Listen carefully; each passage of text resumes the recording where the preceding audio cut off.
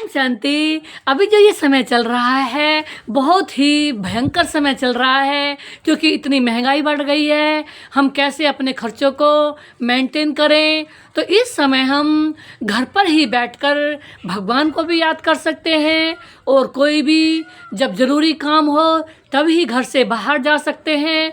और हम कैसे ऐसे समय में अपने पिता परमात्मा की याद से शक्ति लेकर के अपने सब कार्य सफल कर सकते हैं, क्योंकि इस समय माया की विकराल चाल ने बहुत हमें तंग कर दिया है। हर प्रकार से दुख भी देखने को मिल रहा है, चिंता भी देखने को मिल रही है, और चारों तरफ से ऐसी बातें देखने को मिल रही हैं जो हमारे जीवन में कहीं ना कहीं बहुत परेशानियां बढ़ा रही हैं। तो हमें ऐसे समय पर भी कोई भी परेशानियों से नहीं डरना है, चाहे वो महंगाई का डर हो, चाहे वो किसी भी प्रकार की कोई भी बात का डर हो। हमें सब प्रकार की बातों में हमें सुरक्षित रहना है, क्योंकि पिता परमात्मा कहते हैं कि बच्चे अब मैं आपके साथ हूँ तो डरने की क्या बात है। तो भगवान भी कहते हैं बच्चे चिंता मत करो, मैं बैठा हूँ। तो भगवान हमारे लिए बैठे हैं, वो परम पिता हमारे लिए पिता बन करके बैठे हैं। अब वो कहते हैं कि सारे बोझ मुझे दे दो, मैं लेने के लिए आया हूँ।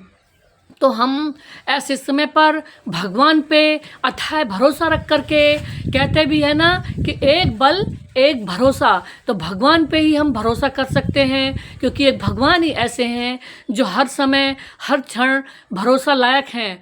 तो भगवान पर भरोसा रख करके हम अपने जीवन में हर प्रकार की बुराइयों से, हर प्रकार की चिंताओं की बातों से बच सकते हैं। तो अब पिता परमात्मा यही कहते हैं कि जिस भक्ति में हम भगवान को याद करते आए, उस भक्ति का फल ही देने अब पिता परमात्मा आ गए हैं।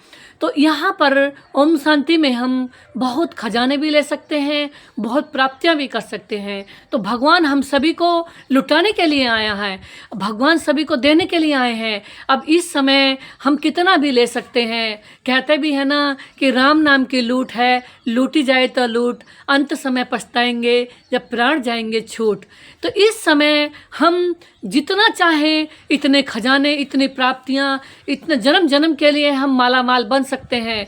इस एक जन्म तो हम बनेंगे ही, लेकिन जन्म जन्म के लिए भी भगवान से हम बहुत प्राप्तियाँ कर सकते हैं। वो कैसे कि अब हमें अपनी आत्मा को इतना पवित्र बनाना है, इतना शुद्ध बनाना है।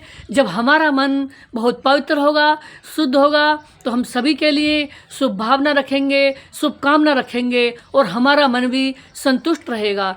कहते भी है ना संतुष्टता सबसे बड़ा खजाना है। तो पहले तो हमारे मन में संतुष्टता का खजाना होना चाहिए, अर्थात हमारे जीवन में इतनी अनंत संतुष्टि होनी चाहिए कि जो भगवान का हम हर पल शुक्रिया बोलें, भगवान पर हम हर प्रकार से विश्वास रखें कि हाँ जो भी मिल रहा है वो हमारे लिए अनंत है।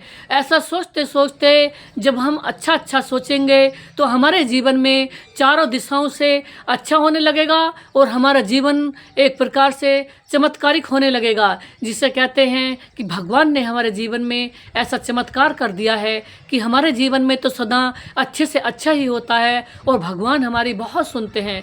तो ये विश्वास की बात है कि भगवान हम सबकी बहुत सुनते हैं। ओम शांति, ओम शांति, ओम शांति, ओम शांति, ओम शांति, ओम शांति।